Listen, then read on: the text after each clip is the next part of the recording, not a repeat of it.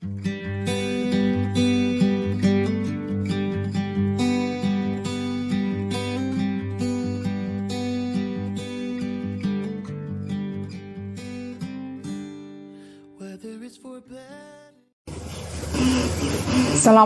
warahmatullahi wabarakatuh. Ketemu dengan saya, rekan UNESA. Nama saya adalah Lutfiah Nurlaila.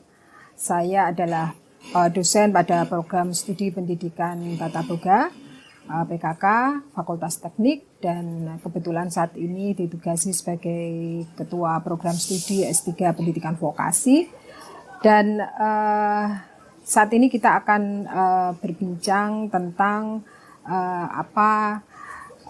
menu atau gizi yang penting selama bulan Ramadan ini, terutama karena sekarang sedang pada kondisi pandemi COVID, di mana kita harus pastikan bahwa tubuh kita cukup mendapatkan asupan gizi yang tentunya adalah makanan kita harus seimbang, beragam, dan bergizi. Nah, yang pertama yang harus kita perhatikan adalah bahwa menu kita harus mengandung makronutrien yang meliputi karbohidrat, protein, lemak, vitamin, dan mineral.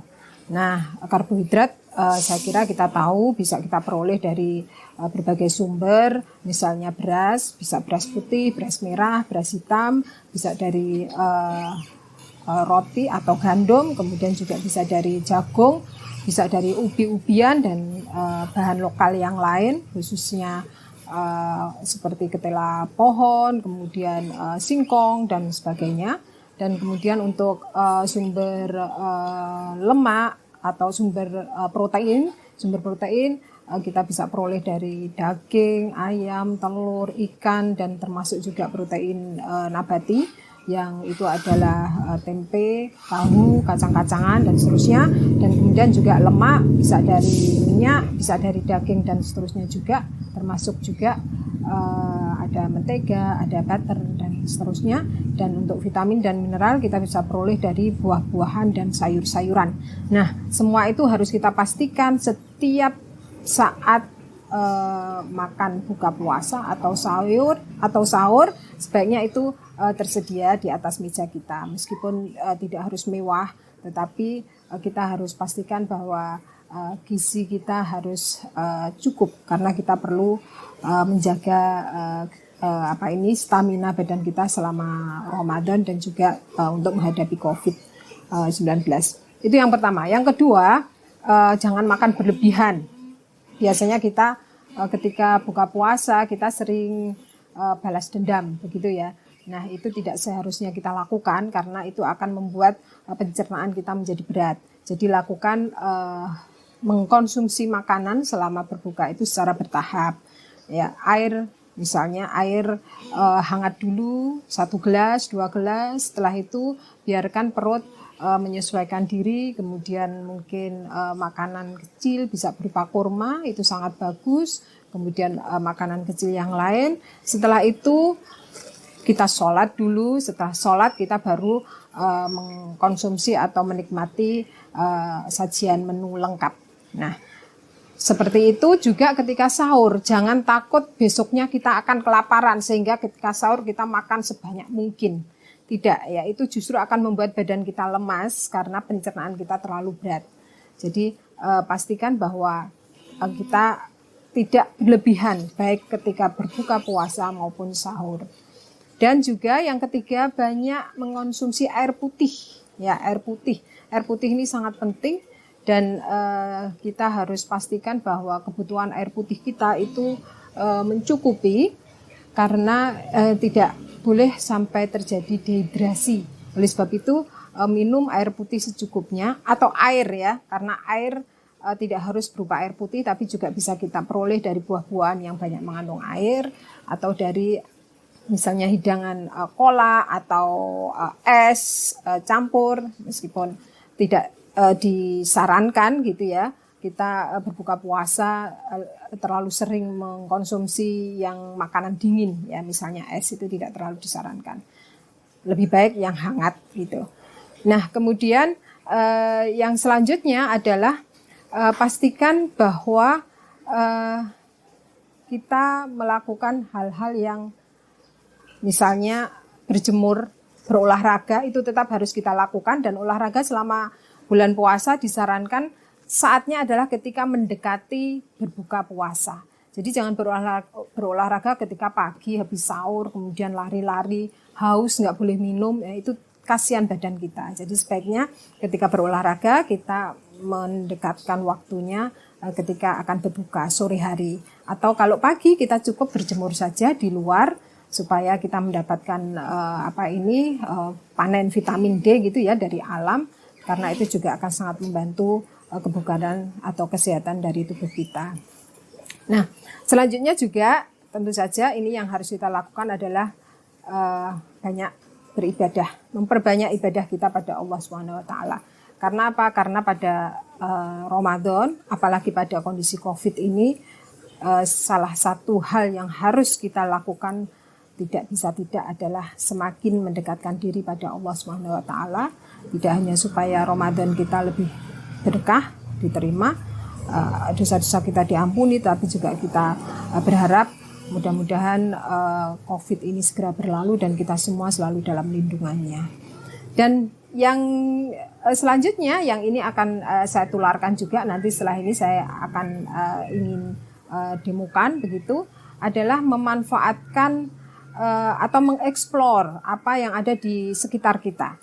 Nah, kita seringkali kita punya tumbuh-tumbuhan di sekitar kita yang kita lupa atau tidak punya waktu untuk melakukan eksplorasi. Nah, ketika WFH ini kita punya banyak waktu di rumah, maka kita bisa melakukan hal-hal yang itu mungkin tidak terpikir atau bahkan mungkin karena kita tidak punya waktu, sudah terpikir tapi kita tidak punya waktu. Maka saatnya sekarang adalah kita melakukan apa yang menjadi keinginan kita itu. Contohnya, misalnya Anda punya pohon asam, maka kita bisa bikin sinom dari pohon itu. Anda punya pohon belimbing, muluh misalnya, kita bisa memanfaatkan belimbing wuluh itu untuk berbagai produk, misalnya manisan belimbing wuluh, kemudian sirup belimbing wuluh, dan seterusnya, bahkan jeli belimbing wuluh. Kemudian misalnya Anda mempunyai kelor, ya kelor juga sangat bermanfaat dan juga bisa kita manfaatkan untuk berbagai produk makanan. Nah, saya kira itu rekan UNESA, dan saatnya sekarang mungkin kita akan mencoba untuk membuat sirup belimbing wuluh. Rekan UNESA, saat ini kita akan mencoba mempraktekkan membuat sirup belimbing wuluh, atau lebih tepatnya sirup kunyit belimbing wuluh. Maka saya sebut sirup kubliwu, kunyit belimbing wuluh. Bahannya sederhana sekali ya. Yang diperlukan jelas karena itu berupa sirup kunyit belimbing wuluh, maka kunyit belimbing wuluh dan gula serta air ini merupakan bahan pokok yang utama. Nah, berapa banyak yang kita perlukan untuk satu resep? Untuk satu resep kunyit belimbing wuluh kita memerlukan gulanya 3 kg, kemudian belimbing wuluhnya ini 1 kg, kemudian kunyitnya 500 gram, dan airnya adalah 2 liter. Nah, kalau kita sudah mempunyai semua bahan-bahan ini, kita bisa mencampur dulu ya. Belimbing wuluh ini akan kita rebus dulu dengan air ya. Belimbing wuluh akan kita rebus dulu dengan air.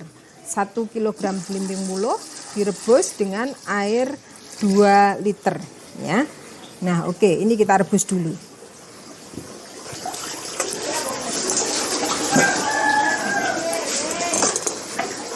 Jadi, langkah yang pertama tadi rekan UNESA, kita campur belimbing wuluh dengan 2 liter atau 2000 ml air.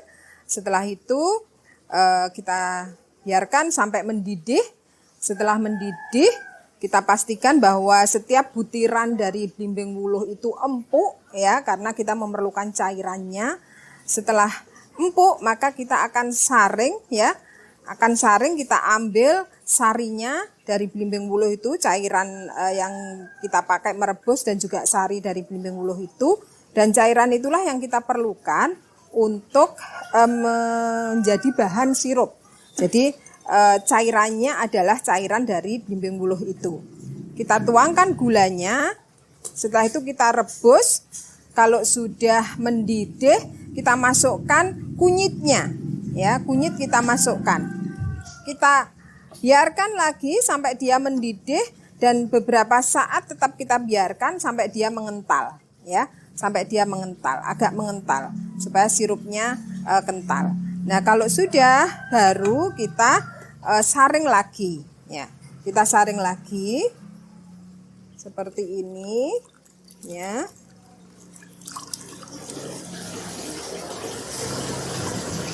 Oke, nah, maka kita sudah mendapatkan sirup kubliwu atau sirup kunyit belimbing wuluh.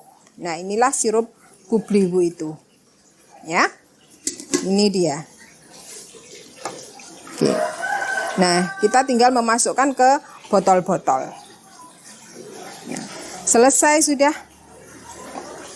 Kita sudah memiliki sirup kubliwu.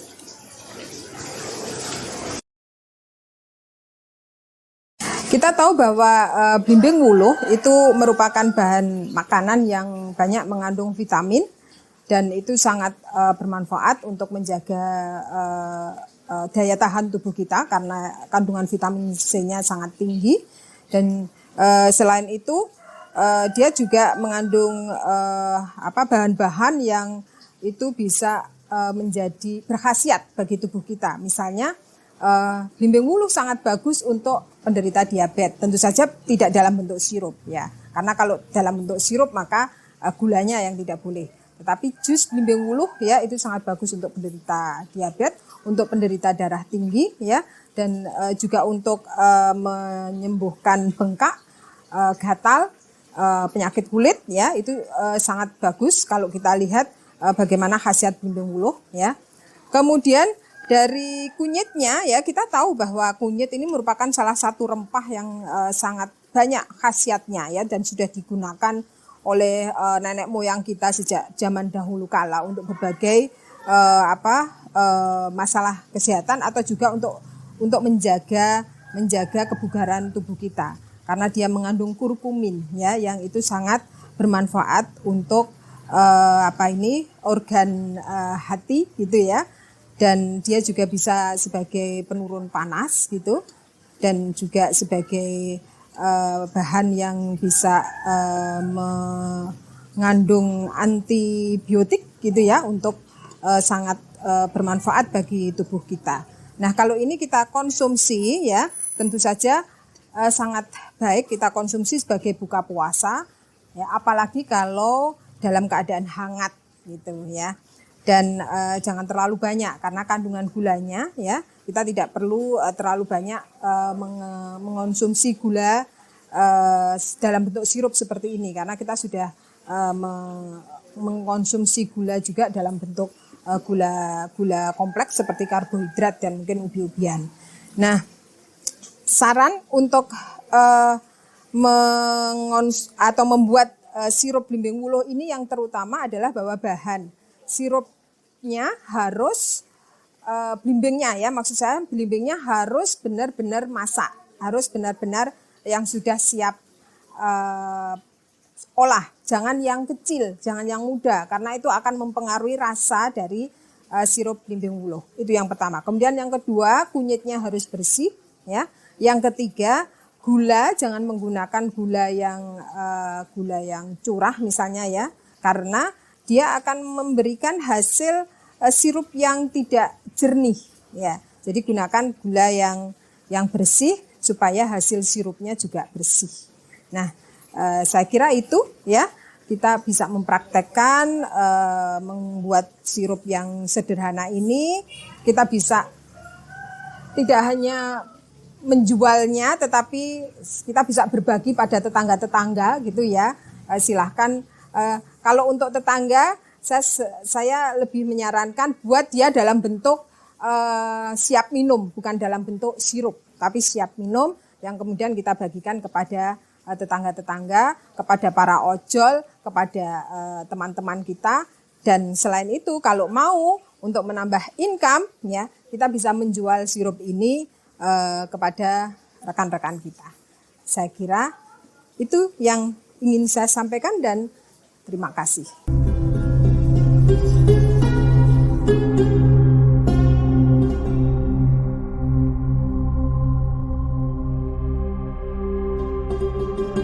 Thank you.